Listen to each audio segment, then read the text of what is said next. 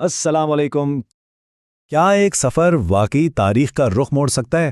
آج ہم بات کریں گے ہجرت کی۔ ایک ایسا سفر، ایک ایسی منتقلی جس نے دنیا کو ہمیشہ کے لیے بدل کر رکھ دیا۔ تو سوال یہی ہے کہ آخر ایک سفر، صرف ایک سفر، تاریخ کا دھارا کیسے بدل سکتا ہے؟ یہی وہ سوال ہے جو اس پوری کہانی کی بنیاد ہے۔ چلیں ذرا تفصیل میں جاتے ہیں اور دیکھتے ہیں کہ وہ کیا واقعات تھے جنہوں نے اس سفر کو اتنا اہم بنا دیا۔ تو کہانی شروع ہوتی ہے رات کے اندھیرے میں، ایک ایسا سفر جس کا ہر لمحہ خطرے سے بھرا تھا۔ یہ کوئی عام روانگی نہیں تھی، نہیں، یہ مکہ سے ایک جان لیوا فرار تھا۔ پیغمبر اسلام اور ان کے سب سے قریبی ساتھی حضرت ابو بکر، اور ان کی جان ہر قدم پر داؤ پر لگی ہوئی تھی۔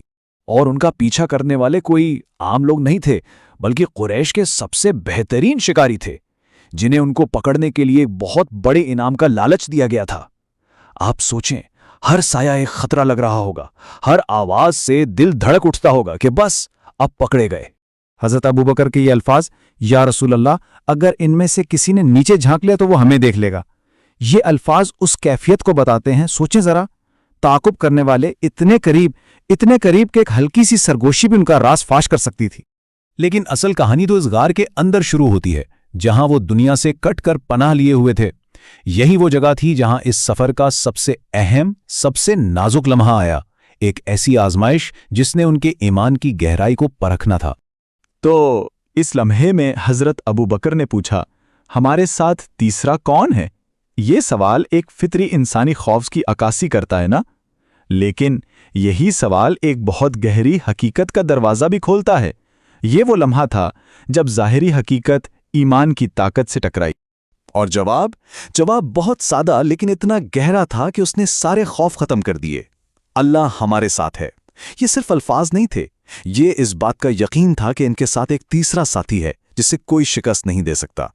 اور پھر حفاظت آئی، ایسی جگہ سے جس کا کوئی سوچ بھی نہیں سکتا تھا۔ غار کے منہ پر ایک مکڑی نے جالا بن دیا، ایک کبوتری نے وہیں گھونسلہ بنا کر انڈے دے دیے۔ یہ بظاہر تو معمولی چیزیں تھیں، لیکن یہ ایک خدائی ڈھال بن گئیں۔ ان کا پیچھا کرنے والوں نے یہ نشانیاں دیکھیں اور سوچا کہ یہاں تو کوئی آ ہی نہیں سکتا، اور وہ آگے بڑھ گئے، یہ جانے بغیر کہ وہ تاریخ کے دھارے کو بدلنے والوں سے صرف چند قدم کے فاصلے پر تھے۔ اچھا، تو غار کی پناہ گاہ سے تو نکل آئے، لیکن سفر ابھی ختم نہیں ہوا تھا۔ اب چیلنج تھا کھلے صحرا کا، اور یہاں بھی خدائی مدد کا سلسلہ رکا نہیں۔ اب صحرا میں ایک نیا خطرہ سامنے آ گیا۔ سراقہ بن مالک، ایک ماہر گھڑ سوار جو صرف انعام کے لالچ میں ان کے پیچھے تھا۔ لیکن پھر ایک عجیب واقعہ ہوا، صحرا خود ان کا محافظ بن گیا۔ جب بھی سراقہ قریب پہنچتا، اس کا گھوڑا ریت میں دھنس جاتا۔ ایک بار، دو بار، تین بار، ایسا لگ رہا تھا جیسے کوئی غیبی طاقت اسے روک رہی ہے۔ اور تب سراقہ کو احساس ہوا کہ وہ کسی انسان کا نہیں بلکہ تقدیر کا پیچھا کر رہا ہے۔ اور پھر اسی لمحے جب ایک دشمن دوست بن رہا تھا، ایک ایسی پیشن گوئی کی گئی جو اس وقت کسی کے وہم و گمان میں بھی نہیں ہو سکتی تھی۔ سراقہ، ایک دن تم قیصر روم کے سونے کے کنگن پہنو گے۔ سوچیں ذرا، روم کے بادشاہ کے کنگن، اور وہ بھی ایک صحرائی شکاری کے لیے۔ یہ ایک ایسا وعدہ تھا جو دکھاتا تھا کہ یہ ایمان کتنا وسیع ہے، جو سلطنتوں اور صدیوں سے بھی آگے دیکھ رہا تھا۔ اور یہ معجزے صرف خطرات تک محدود نہیں تھے۔ راستے میں جب وہ معبد کے خیمے پر رکے تو وہاں ایک کمزور سی بکری تھی جو دودھ دینے کے قابل نہیں تھی، لیکن آپ صلی اللہ علیہ وسلم کے ہاتھ لگانے کی دیر تھی کہ اس نے اتنا دودھ دیا کہ سب لوگ سیر ہو گئے۔ یہ ایک اور چھوٹی سی لیکن بہت بڑی نشانی تھی کہ یہ پورا سفر اللہ کی خاص نگرانی میں تھا۔ تو خطرے کی ان راتوں اور آزمائش کے دنوں کے بعد آخرکار وہ صبح آ ہی گئی، مدینہ کی صبح، اور یہاں آ کر خوف کی کہانی خوشی کے گیتوں میں بدل گئی، کیونکہ یہ ایک نئے دور کا آغاز تھا۔ ذرا اس منظر کو تصور کرنے کی کوشش کریں۔ پورا کا پورا شہر، مرد، عورتیں، بچے، سب کے سب اپنے گھروں سے نکل آئے ہیں۔ سڑکوں پر ایک جشن کا سماں ہے اور سب کے چہرے خوشی سے چمک رہے ہیں۔ یہ صرف کسی کا استقبال نہیں ہو رہا تھا، یہ ایک نئی امید، ایک نئی تحریک کی پیدائش کا جشن تھا۔ اور پھر فضا ایک خوبصورت نغمے سے گونج اٹھی، طلع البدر علینا، 14ویں کا چاند ہم پر طلوع ہوا ہے۔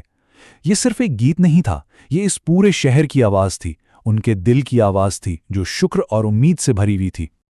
تو یہ تو تھی کہانی، لیکن اس تاریخی سفر کا اصل مطلب کیا ہے؟ ان تمام واقعات کے پیچھے وہ کون سا گہرا سبق چھپا ہے جو آج بھی ہمارے لیے اتنا ہی اہم ہے؟ اسے دیکھنے کے دو طریقے ہیں۔ ظاہری طور پر دیکھیں تو یہ ایک فرار کی کہانی لگتی ہے نا؟ لیکن اگر آپ گہرائی میں جائیں تو یہ فرار نہیں بلکہ فتح کی طرف پہلا قدم تھا۔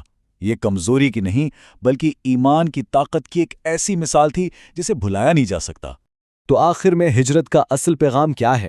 وہ یہ ہے کہ جب اللہ پر یقین کامل ہو تو ہر مشکل، ہر آزمائش ایمان کی ایک گواہی بن جاتی ہے۔ یہ اس بات کا ثبوت ہے کہ جب یہ یقین دل میں ہو کہ آپ اکیلے نہیں ہیں تو پھر کوئی بھی رکاوٹ آپ کا راستہ نہیں روک سکتی۔ اور یہی بات ہمیں اس ایک حتمی سچائی تک لے آتی ہے، جس کے ساتھ خدا ہو اسے کوئی شکست نہیں دے سکتا۔ یہی ہجرت کا سب سے بڑا سبق ہے، ایک ایسا پیغام جو وقت اور تاریخ کی قید سے آزاد ہے۔